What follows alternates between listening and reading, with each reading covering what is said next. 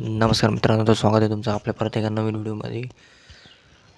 तर फायनली मित्रांनो, माझं MST-CETची डॉक्युमेंट व्हेरिफिकेशनची जी प्रोसेस आहे ती कंप्लीट झाली आहे आणि माझे डॉक्युमेंट बी सक्सेसफुली व्हेरीफाय झाले आहेत.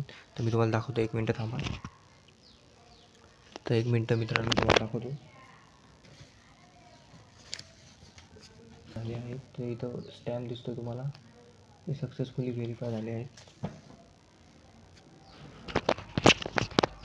तर तुम्ही पण जर डॉक्युमेंट व्हेरिफिकेशनला जात असाल आणि तुम्हाला प्रश्न असेल की मी कोणते डॉक्युमेंट घेऊन जाऊ, काय घेऊन जाऊ सोबत, मला काहीच माहीत नाही.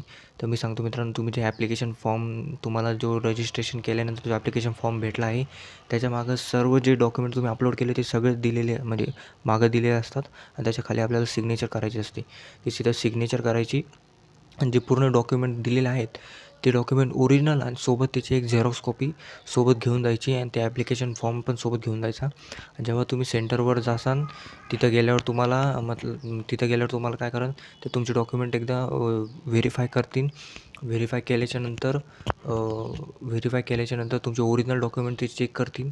ओरिजिनल डॉक्युमेंट चेक केल्याच्यानंतर तुम्हाला परत एक ॲप्लिकेशन फॉर्म देईन, जो डॉक्युमेंट व्हेरिफिकेशन झालेला आहे तो खूप महत्त्वाचा असतो. त्याच्यावर आपल्याला त्या सेंटरचा व्हेरीफाय झालं म्हणून एक स्टॅम्प आणि तिथं सिग्नेचर भेटते. ते स्टॅम्प आणि ते सिग्नेचर घेऊन म्हणजे जेवढे पण डॉक्युमेंट आहे काही काही सेंटरवर त्या जेवढे आपले झेरॉक्स कॉपी असतात त्याच्यावर सगळ्यावर स्टॅम्प देतात. पण काही काही फक्त त्याच्या मेन जो ॲप्लिकेशन फॉर्म देतात आपल्याला तिथं व्हेरिफिकेशन झाल्यावर त्याच्यावर स्टॅम्प देतात. तर ते सगळं चेक करून घ्यायचं आणि त्याच्यामध्ये पूर्ण म्हणजे आपलं नाव, सिग्नेचर दिली आहे का नाही ते सगळं चेक करायचं. मग स्टॅम्प घ्यायचा आणि त्यानंतर जो फॉर्म आहे तो म्हणजे सांभाळून ठेवायचा, कारण की जेव्हा आपला ॲडमिशन प्रोसेस होईल त्यावेळेस जो ॲप्लिकेशन फॉर्ममध्ये दिलेला असतो स्टॅम्प आहे तो आपल्याला कॉलेजमध्ये द्यावा लागतो. त्यामुळे तो चांगला सांभाळून ठेवायचा. आणि त्याच्यानंतर आता खरं तर सगळ्यांचं व्हेरिफिकेशन तुमचं झालं आहे का नाही हे मला नक्की म्हणजे कमेंटमध्ये कळवा.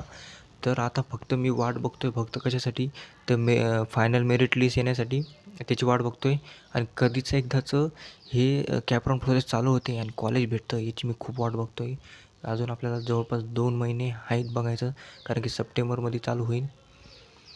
तर बस आता म्हणजे आता खूप बोर झालं घरी बसून बसून. तर मित्रांनो, उद्या मी म्हणजे माझ्या चॅनलवर असाच एक गेम प्ले व्हिडिओ टाकणार आहे, तो बी तुम्ही नक्की बघा. तर बस आजचा व्हिडिओ एवढाच होता. तर भेटू आपण पुढच्या व्हिडिओमध्ये, पुढच्या गेम प्ले व्हिडिओमध्ये. तर तुम्हाला जर पुढचा गेम प्लेचा व्हिडिओ आवडला तर नक्की सांगा. तर मिळू आपण पुढच्या व्हिडिओमध्ये. तोपर्यंत थँक्यू. आणि तुम्ही हा व्हिडिओ पूर्ण शेवटपर्यंत बघितला याच्यासाठी बी धन्यवाद. आणि जर चॅनलवर नवीन असाल तर चॅनलला सबस्क्राईब करा आणि लाईक करा. Thank you for watching.